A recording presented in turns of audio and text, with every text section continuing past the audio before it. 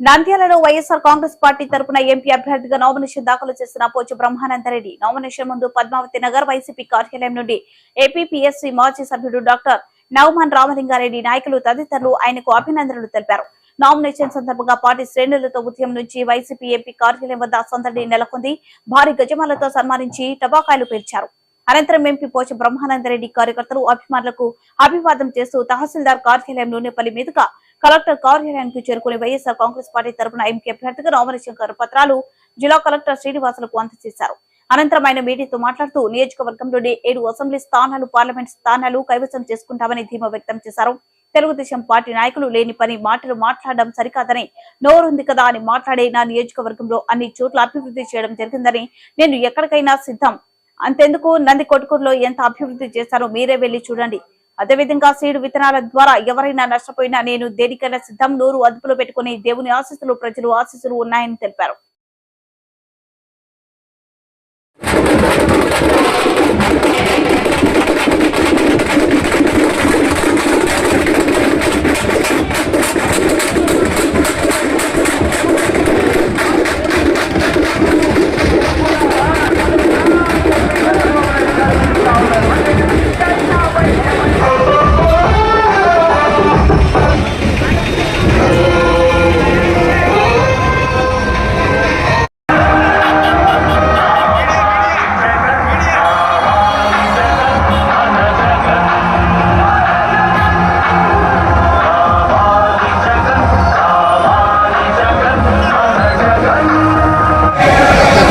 మీ అందరికీ కూడా పరిచయం చేస్తున్నాయి మన బ్రహ్మానందరెడ్డి అన్న పార్టీ ఎంపీ అభ్యర్థిగా అందరి ఆశీస్సులు కోరుతా ఉన్నాడు. మంచివాడు, మీ అందరి చల్లని దేవుళ్ళు బ్రహ్మానందరెడ్డి అన్న మీద ఉంచమని కోరుతా ఉన్నాను. అదేవిధంగా నంద్యాల ఎమ్మెల్యేగా మీ అందరికీ కూడా పరిచయం చేస్తున్నాడు. మా సోదరుడు రవిలో పక్కనే ఉన్నాడు. మీ చల్లని దీవెనలు రవిపై కూడా ఉంచమని చెప్పి కూడా సవినయంగా కోరుతా ఉన్నాను. అందరికీ నమస్కారము. ముఖ్యంగా ఈరోజు మన ప్రియతమ ముఖ్యమంత్రి జగన్మోహన్ రెడ్డి గారు నాకు మళ్ళీ రెండోసారి ఎంపీగా అభ్యర్థిగా నన్ను అవకాశం ఇచ్చేందుకు ముఖ్యంగా ధన్యవాదాలు తెలుపుకుంటూ ఈరోజు నామినేషన్ చేయడం జరిగింది. ముఖ్యంగా మేము చేసే సంక్షేమ అభివృద్ధి పథకాలు చూసి జనాలు ఆకర్షితులవుతున్నారు. డెఫినెట్ కూడా మాకు మళ్ళీ ప్రజలు మా సీఎం జగన్మోహన్ రెడ్డి గారికి సీఎం అవుతాడు. ఖచ్చితంగా కూడా మా 7 కాన్స్టిట్యున్సీ ఎమ్మెల్యేలు కూడా ఎమ్మెల్యే అత్యధిక మెజార్టీతో గెలుస్తారు. అలానే నేను కూడా అత్యధిక మెజార్టీతో లాస్ట్ టైం దాదాపు 2,50,000 మెజార్టీ వచ్చింది. దాన్ని మించుతుంది ఈ సంవత్సరము ఈ టైంలో. కాబట్టి ఇప్పుడు నంద్యాల ఎగ్జాంపుల్, నంద్యాల చూడండి, నంద్యాల డిస్ట్రిక్ట్ చేసినారు. ఇక్కడ గవర్నమెంట్ హాస్పిటల్లో plus college, medical college, super speciality hospital, ఎన్నో అభివృద్ధి. ప్రతి చోట కూడా మీరు గమనించండి, ప్రతి విలేజ్లో కూడా ఒక సచివాలయం కానీ, ఆర్బీకే సెంటర్స్ కానీ, వెల్నెస్ సెంటర్స్ కానీ, ఇది అభివృద్ధి కదా. కాబట్టి ప్రజలు గమనిస్తారు. ప్రజలు డెఫినెట్ కూడా మళ్ళీ సీఎం కావాలని కోరుకుంటున్నారు. 175 ఖచ్చితంగా. కనీసం 1 కేజీ అని నేను అమ్మడం కానీ, నా వల్ల చెడిపోయిన రైతు కానీ చూపిస్తే నేను ఈరోజే రిజైన్ చేస్తాను. వాళ్ళు ఛాలెంజా? ఎక్కడైనా మా అభివృద్ధి లేదంటున్నారు. రండి పోదాం, మీ నందికోటకి పోదాం, లేకుంటే ఎక్కడైనా ఏ కాన్స్టిట్యున్సీ రండి, ఏదో పబ్లిక్లో అవైలబుల్ అంటున్నాను. నేను ఆల్వేస్ 24 hours అవైలబుల్ ఉండా. నెంబర్ 2, దాదాపు నేను ఒక 5 years నుంచి బిజినెస్ దూరంగా ఉన్నా. ఎందుకంటే నేను ఒక పాలిటిక్స్లో ఉన్నా కాబట్టి బిజినెస్ దూరంగా అంటే మా అబ్బాయి చూసుకుంటున్నాడు.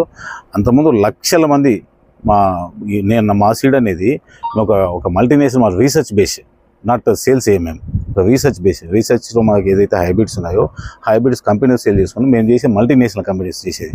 మల్టీనేషనల్ స్టాండర్డ్స్ వాళ్ళకి తెలియదు. ఆయనకు అర్థం కావడం లేదు సీడ్ అంటే. ఆమె డాక్టర్, ఆమెను అడగండి, ఎక్కడికైనా సేవ చేసింది అడగండి. ఒక నంద్యాల కాన్స్టిట్యున్సీ కాదు, నందికోట కాన్స్టిట్యున్సీ ఎక్కడైనా సేవ చేసింది వాళ్ళు అడగండి. ఆమెను నేను ఎక్కడ సేవ చేసినా ఇప్పుడు కాదు, పాలిటిక్స్ కన్నా ముందు నుంచి 20 years నుంచి కూడా నేను చేసుకుంటూ వస్తాను ప్రజలకు. నేనంటే అందరికీ తెలుసు, ఇక్కడ కొత్తగా చెప్పాల్సిన పని లేదు. నాకు 7 నియోజకవర్గంలో నేనంటే తెలుసు, వాళ్ళకేమన్నా తెలియదేమో తెలియదు నాకు అది. కాబట్టి దయచేసి ఒక పర్సనల్గా విమర్శించకండి, తప్పుడు ప్రచారం చేయకండి. ఏదైనా సరే మీకు ఏదో ఆన్సర్ చెప్పడానికైనా సిద్ధంగా ఉన్నాం మీకు. ఆ ఉయ్యాలవాడ విలేజ్ కొన్ని విలేజెస్ ఉన్నాయి, వాళ్ళ కనీసము చదువుకోవడానికి కూడా రోడ్డు ఫెసిలిటీ లేదు. వాళ్ళు ఆ బ్రిడ్జ్ ఒకటి వంక ఉంది, ఆ వంకలో కనీసం 7-8 మంది చనిపోయినారు. కనీసం ఆ విలేజ్కి, ఆ పాంపల్లి అనే విలేజ్కి కనీసం తెలుగుదేశం గవర్నమెంట్ ఉన్నప్పుడు చేయాలి. దాదాపు 15 సంవత్సరాలు 14 సంవత్సరాలు సీఎం, 30 సంవత్సరాల ఎక్స్పీరియన్స్ అంటున్నారు. బట్ ఒక మండల్ హెడ్ క్వార్టర్స్లో కనీసం వాళ్ళకు మినిమం ఫెసిలిటీ కూడా లేకుండా వాళ్ళు ఎంతమంది చనిపోతే కూడా వాళ్ళు పట్టించుకోవాలి. వాళ్ళ కనీసము ఆ విలేజ్కి అమ్మాయిని కూడా ఇవ్వరు. మళ్ళీ రిచ్ ఫార్మర్స్ అంతా మంచి ఫార్మర్స్, మంచి ఫెర్టైల్ సాయిల్స్ ఉండేది. బట్ అలాంటి విలేజ్లో ఇంతవరకు కూడా వాళ్ళు ఏం చేయలేదు. ఇప్పుడు చూడండి, వాళ్ళకు బ్రిడ్జి, వాళ్ళకు టోటల్ చుట్టూ అన్ని రోడ్స్ వేసినాం. ఒక దాదాపు 5 కోట్లు పెట్టి బ్రిడ్జ్ కూడా కట్టడం జరిగింది. అలానే ఒక గోవిందపల్లి విలేజ్ ఉంది, ఆ విలేజ్ ఆడ కనీసం వాళ్ళ తాగాని నీళ్ళు లేవు వాళ్ళకు, కానీ రోడ్డు లేదు. అలాంటి విలేజెస్ మేము డెవలప్ చేసినాం. అసలు తెలుగుదేశం ఏం చేసినా చెప్పండి, ఒక విషయం చెప్పండి, ఏం చేసినాం మేము? మీరు మాట్లాడడం కాదు, మీరు ఏదన్నా ఉంటే డైరెక్ట్గా మేము ఇవి అభివృద్ధి చేస్తున్నాం, ఇంకా చేస్తామని చెప్పండి. కానీ ఇలాంటి పర్సనల్గా క్రిటిసైజ్ చేయడం అనేది చాలా తప్పు. అసలు ఎంత తప్పండి, ఎట్లా మాట్లాడడం అది? అసలు ఒక సీఎంను ఆ విధంగా మాట్లాడడం సబబాది.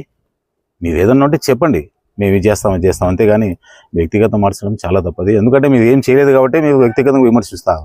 మా సీఎం మేము చేసినాం కాబట్టి, ఏకైక సీఎం తీసుకొచ్చింది నేను.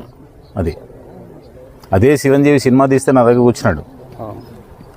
వచ్చి వాళ్ళు డైరెక్టర్ వచ్చినాడు, అన్న నేను చెప్పిన మీ సినిమా తీస్తే బాగుండదు, రాయలసీమలో బ్యాడ్ చేయకండి అంటే వాళ్ళు ఒకటే చెప్పినారు, అన్న మేము చేయము, బాగా చేస్తామంటే రాయలసీమ రెడ్డిస్ అంతా తప్పుడు విధవులు ఇట్లా క్రియేట్ చేసినారు కదా సినిమాలు, అట్లా చేస్తే మేము ఒప్పుకోము అంటే వాళ్ళు వచ్చి మా దగ్గరికి వచ్చి సినిమా ఈ విధంగా తీస్తామన్నా, ఈ విధంగా తీస్తాము ముందుగా చెప్పడం జరిగింది.